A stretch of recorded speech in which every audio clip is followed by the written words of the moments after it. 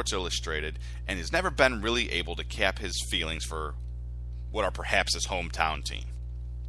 I don't know, but as a professional and an objective observer and analyst, you should be able to be a little bit more precise and forthcoming with your opinion. Not calling a person classless because a team had an immature celebration after the fact.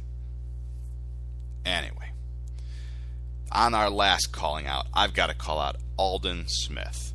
That's right, the third-year player for the San Francisco 49ers. He was All-Pro last year, and in 23 starts, he's got 37 sacks. This guy is a monster, and he is an elite defender in the NFL. Here's the problem. He got his second DUI since getting drafted in 2011.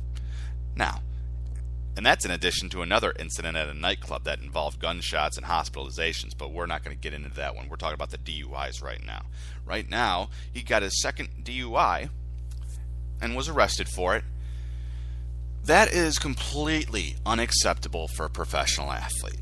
Now, I am not going to stand up here and be a hypocrite and say that people who get DUIs are evil, and I am not going to defend driving while under the influence. But the fact is, in this country, it's a problem because we are built on a society where you need to drive everywhere. Public transportation is typically unreliable.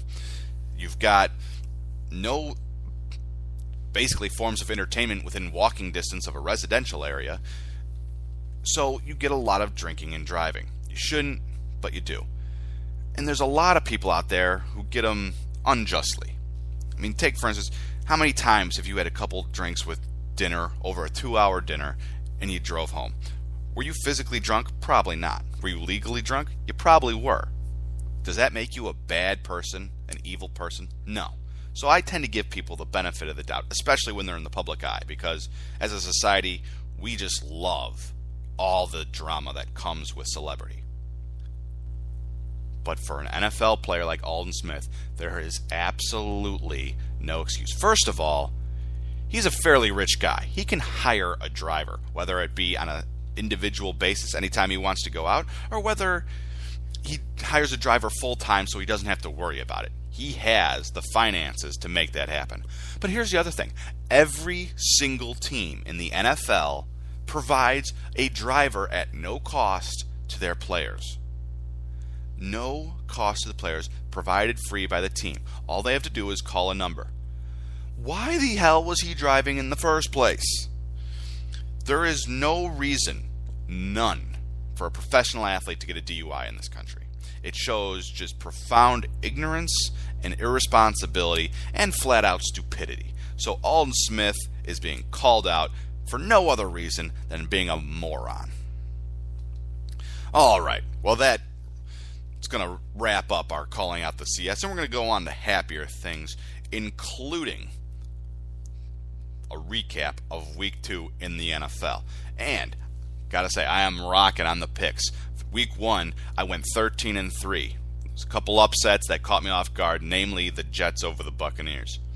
Last week, I went 12-4, another really good score. And here are some of the ones that caught me off guard. Cardinals beat the Lions. I thought the Lions would go into Arizona, and I thought they'd take it. But the Cardinals stood pat at home. Carson Palmer had a good day throwing to Larry Fitzgerald and a couple other receivers. They had a well-balanced attack. Kudos to the Cardinals. They won a tough game, and they deserve that win. The other one that shocked me, and this one shocked everybody, Chargers beat the Eagles. I mean, did really anybody see that one happening? I sure didn't. And it was a shootout, 33-30. And what really did the Eagles in was turnovers. In Week 1, Michael Vick, LaShawn McCoy didn't turn over the ball. They were able to run their offense quickly and efficiently the way it's drawn up by Chip Kelly. Week 2, not so much. Turnovers and 3-and-outs left the Eagles with only 20 minutes of possession time. And I'm sorry, it is tough, very tough, to win in the NFL when you are only controlling the ball for 20 minutes. You have to have a very good or very opportunistic defense, kind of like the Chicago Bears, how they like to score touchdowns every week defensively. You need to have that if you're going to be giving the ball to the other team for 40 minutes a game. So, but what really surprised me in this game wasn't so much the sloppy play of the Eagles. I mean, let's face it, when you have that up-tempo, high-risk type of style, you're going to have turnovers. It was the lack of mistakes by Phillip Rivers and the Chargers. That is a team that is completely bereft of skilled players. I mean, anybody out there, unless you have them in fantasy, can you name me a skilled player on the Chargers other than Phillip Rivers? Running back, receiver? I'm eliminating you fantasy people. But yeah, most people can't unless you are just a diehard Chargers fan. And Phillip Rivers is known for his late game meltdowns. The fact that he can't seal out the big one. The fact that he causes turnovers when his team leans on him the most. But he stood pat, put up 33 points. Even though the Eagles' defense is suspect, that's still a lot of points to put up and not to lose the game in the end when they came storming back. Kudos to the Chargers. But, like I said, did not see that one coming. I had an upset of the Browns over the Ravens. Hey, it was an upset that I picked. Not too shocked that the Ravens pulled it out, especially since the Ravens were at home. That's fine. And the other one that got me, 49ers at Seahawks. My bad. I should have done my research a little bit better. Colin Kaepernick apparently doesn't know how to play in Seattle, and they just owned him. And Anquan Bolden, the hero from Week 1, who had the 12 catches for 208 yards and a touchdown, Richard Sherman shut him down. 1 catch for 7 yards. And that was on a zone coverage play. So that means Richard Sherman wasn't even on man coverage on him. Bolden got open in the seam for a 7-yard gain. Only catch of the game. I am convinced Richard Sherman is the best cornerback in the NFL. He is big, he is vicious, and he is athletic, and he can shut down anybody. In Seattle, that is a dangerous, dangerous team. And guess what? The Super Bowl is going through Seattle this year. With that defense, it is unbelievable. Last year, the Seahawks were undefeated at home, going a perfect 8-0. This year, I don't expect that to change. That 12th man in Seattle, that crowd is insane. They've got a quality team, and they recognize it. They have sat through a lot of bad teams over the years, and this year they know that they have got a legitimate shot at a Super Bowl, and they are acting accordingly. So kudos to the Seahawks fans, kudos to the Seahawks team, and congratulations on a dominant win over the 49ers. I don't think any of us saw that 28-3 beatdown coming. But like I said, I'm still doing pretty good here. There's a couple of close ones that made me sweat. Titans almost pulled the upset over the Texans with that field goal in overtime. The Jets made more of a game against the Patriots than any of us saw coming in what was one of the ugliest games you'll ever see. Rams pushed the Falcons to the limit. A lot of close games, a lot of exciting games. But we still did all right. Some of the highlights I want to talk to you about in Week 2.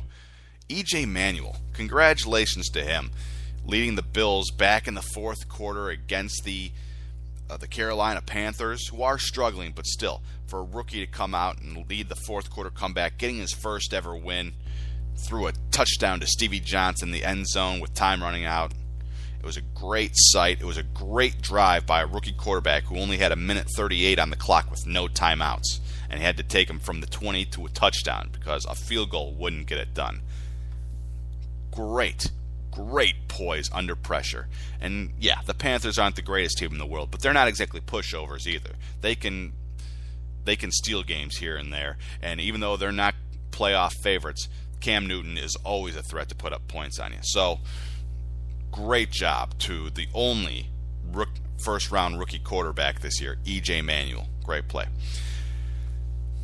Now we've got Tampa Bay coach Greg Schiano apparently losing his team. I don't know about you guys, but I'm getting sick of hearing about how these players are revolting against Greg Schiano. He's had issues with his quarterback, Josh Freeman, who was not voted to be one of the captains this year. Who cares? It's a little C on your chest. You want it back, grow up and act like a leader. If not, stop complaining about it. And then some comments from Darrelle Revis. And Darrelle Revis is frustrated with being relegated to zone defense. He is arguably the best man-on-man cover corner in the NFL, and he's being asked to play zone almost exclusively. Now, he's doing it very well, but when you got the best cover corner in the NFL, you want to play him man-to-man. It opens up other options for you on defense. So Greg Schiano's got to loosen the reins and make some changes there in Tampa. However, You're professional athletes. Quit your whining about him being a disciplinarian and so strict. The fact is, he was hired because the team was too immature and too lackadaisical to be taken seriously as contenders. That's why Raheem Morris was fired, and that's why they hired Greg Schiano. So you know what? Suck it up. We've all got bosses that we don't like to deal with sometimes. Most people don't like their bosses, but they're still able to do their job to a high level. Suck it up, do your job, get on the field, and don't whine about how tough your coach is. Okay? That's high school crap. And even in high school, parents don't tolerate that stuff. Grow up, Tampa Bay. This is why you're a laughingstock right now. After being asked to be taken seriously as playoff contenders all last year, now you're whining about how tough your coach is. You're getting no sympathy from NFL fans who are spending a ton of money watching your mediocre efforts every Sunday. Speaking of the Tampa Bay Buccaneers, Deshaun Goldston, their free agent acquisition from the San Francisco 49ers, had a major hit on Darren Sproles. He went helmet to helmet on Darren Sproles of the Saints, and prompting action from the league. Now, Deshaun Goldston is a repeat offender. He's been fined many a time, so the NFL decided to suspend him for a game. He appealed, and he got the suspension eliminated. He's not going to be suspended. He's going to be fined $100,000. And you know what? I like the way this was handled. Just a couple weeks ago, I was talking about how it was very reasonable for the NFL Players Association to want a neutral arbitrator. And what happened? They had an arbitration meeting. And who was the arbitrator? It wasn't Roger Goodell, and it wasn't anybody appointed by him. It was Matt Burke, the former player, former NFLPA president, former center for the Ravens and Vikings. He retired last year after the Ravens won the Super Bowl. He was an independent appeals officer appointed jointly by the NFL Players Association and the NFL. Not only was he jointly appointed, his salary was paid half and half. Half by the NFL, half by the Players Association, to make sure there was no bias and no reason for any appearance of impropriety.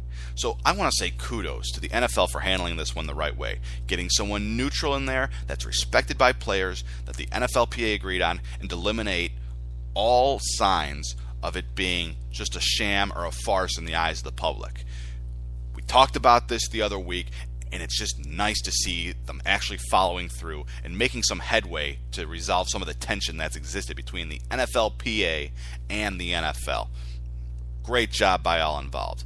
Now, Deshaun Goldston, $100,000 fine, might be on the bit of the lighter side, considering his game check would have been a lot more than that, given the high free agency tag he commanded this year.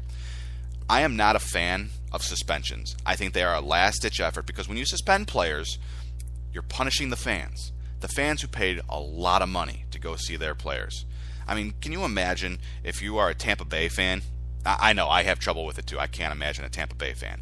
But can you imagine taking a family of four, maybe dropping up to $500 for tickets, food, parking, maybe the kids want a hat or something as a souvenir. It's not that hard to rack up $500 for a family of four.